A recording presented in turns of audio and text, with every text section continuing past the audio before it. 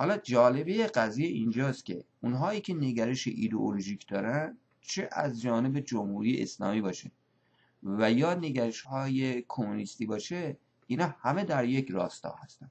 چون در نهایت اونا هم میخوان چیکار بکنن؟ بیان و دیکتاتوری پرولتاریایی برقرار بکنن. البته اونایی که تازه خالص هستن، اونایی که ناخالص هستن دنبال حکومت برادر شوروی بودن و نزدیکی نیروهای حزب توده امروزه، همین امروز، با نیروهای اصلاح طلب دقیقا در همین نکته نهفته است: حفظ نظام جمهوری اسلامی. به این دلیل چون این کار رو انجام میدن که اونها دشمن مشترک خودشون رو امپریالیسم آمریکا میدانند. من یه مطلبی رو خدمت دوستان عزیز عرض بکنم، خیلی جالب هست. اتفاقا قبل از اینکه من بیام امروز صحبت بکنم در جریان این مسئله بودم و آقای هوشنگ اسدی رو همه دوستان عزیز احتمالاً میشناسن. حالا اگه نمیشناسن بنده خدمت دوستان عرض میکنم که ایشون سردبیر روزنامه مردم بودن، نامه مردم بودن بعد از انقلاب، یعنی در ساواک بودن قبل از انقلاب. از افراد بالا رتبه بالای ساواک بودن که بعدا میخواستن ایشون رو بگیرن و اعدام بکنن و اینجور چیزا.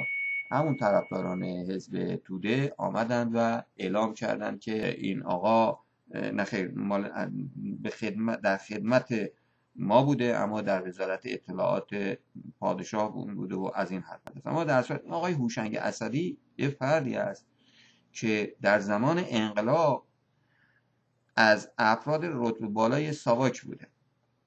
بعد از انقلاب از افراد رتبه بالای توده بوده که یکی از رفقاش آمده این رو گفته نخیر این مال حزب توده است و جان این رو نجات داده. بعد از اون ایشون آمده به خدمت وزارت اطلاعات جمهوری اسلامی در آمده. از نوشته هاش و فرانش که دوستان بهتر از من میدانند کارهایی که کرده و اینا. همین امروز این آقا آمده رفته یه چیزی رو درست کرده به اسم روز آنلاین که از همین اصلاح طلب‌ها و اینا حمایت میکنه. این آقا رو اون موقع همین طرفداران حزب توده و امثال هم میخوان دعوت بکنن. کسی که خودش در جریان کشتار 67 از کسانی بوده که تواب بوده و خودش این زندانیان رو اونجا میرفته لو میداده و هزار تا کار دیگه میکرده، این آقا امروزه آمده میخواد بیارنش توی لس آنجلس از فرانسه که بیاد درباره کشتار زندانیان 67 سخنرانی بکنه. و این مشکل این آقا اینه که نمیتواند در مقابل سایر افراد دیگه پاسخگو باشه.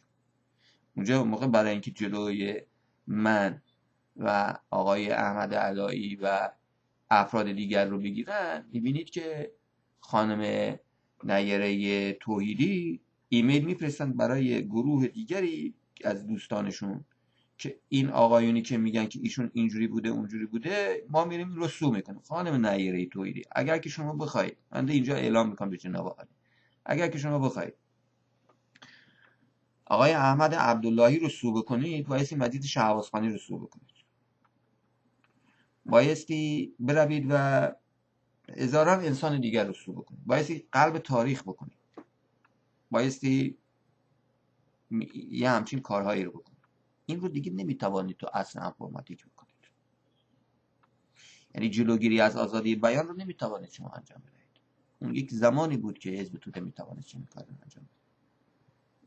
و شما فکر میکنید که میتوانید ایمیلتون رو گروهی بکنید و برای 4 نفر آدم دیگه بفرستید، بعد به دست ماها نرسه و بروید و زیر زمین از اون کارهایی بکنید که قبلا میکرده اید و الان بیایید بخواید احمد عبداللهی رو تهدید بکنید.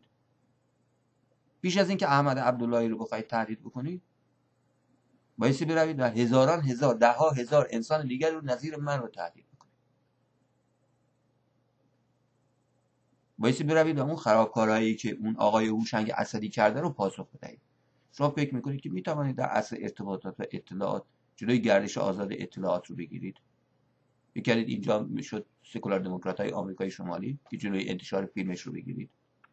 اسمش رو عوض بکنید بگذارید یونایتد فور سکولاریسم فلان و فلان، بروید تو زیر آبی یه کار دیگه بکنید، نمیتوانید این کار بکنید. شما جواب آقای ایرج مصداقی رو چی میدهید؟ جواب نوشته هایی که روی اینترنت هست رو چی میدهید؟ پاسخ بقیه رو چگونه میخواهید؟ اینجاست که ما میبینیم نیروهای سیاسی دقیقاً برای حفظ منافع ملی. سلام عرض کردم عذر میخوام یه مجدد لحظه اجازه بفرمایید. هستم. پرونده آقای مصداقی در سایت پرونده آقای اسدی، هوشنگ اسدی، در سایت آقای مصداقی که لینکش در لینکستان آقای بهبانی هستش، اونجا برای مطالعه عموم آزاده. در تایید صحبت‌های شما، در تایید عصر انفرماتیک، می‌خواستم به شنوندگان پیشنهاد بکنم برن در لینکستان و از اونجا به سایت آقای مصداقی دسترسی پیدا بکنن. پرونده این آقای هوشنگ اسدی اونجا در مورد مطالعه قرار بگیره. خیلی متشکرم. خواهش میکنم. بله، شما میخواهید احمد عبداللهی رو سو بکنید، با شنونده ما چی میکنید؟ با لینکستانش چی میکنید؟ خانم نیره توحیدی، تازه ایشون از اکادمیسین ها هستن، باعث پاسخگو باشن اینا. تازه اون آقا رو میخوان بیارن بزنن توی لس آنجلس، ایشون که اصلا خودش در کشتار 67 دست داشته و بسیاری از نویسندگان ما رو که در زمان این آقا اصلا توی زندان اوین که بود مقاله می نوشت برای روزنامه کیهان، روزنامه کیهان شریعت مداری. این تواب بود. ایشون اون موقع تواب نبود، امروز هم هنوزم توابه. حمایت از جمهوری اسلامی دیگه شتر سواری دولا تموم شد، اون زمان گذشت. تجربیاتی رو داره این جامعه ایرانی. اون کارهایی که شما میکرده اید و فکر بکنید که حالا دوباره بیایید همون بازی ها رو در بیارید، همون عروسک ها رو بخواید برای مردم برقصانید و بعد بروید و در ایمیل بگویید که فلانی رو سو میکنید، او رو سو نکنید، پیش از اون من رو سو بکنید و این دوست شنونده اون رو سو بکنید و لینکستان سایت میهن تیوی رو سو بکنید و هزار انسان دیگر رو سو بکنید. اون موقع ما ببینیم که شما میتوانید ادامه حیات بدهید. شما وقتی میتوانستید سو بکنید که در ایران بودید، وقتی میتوانستید این کارها رو انجام بدهید که در خدمت وزارت اطلاعات جمهوری اسلامی بودید. این رو ما شفاف بکنید. ما در وضعیتی قرار گرفته ایم که مبارزه با جمهوری اسلامی مبارزه با یک نظامی هست که جلوی گردش آزاد اطلاعات رو میخواد بگیره، که میره توی زیرزمین نیویورک توی دانشگاه اسمش رو میگذاره همایش و بنده تا حالا 3 بار از این تلویزیون مشخصا از آقای تقوایی درخواست کردم که بیان پاسخگو باشن و جواب نمیدن.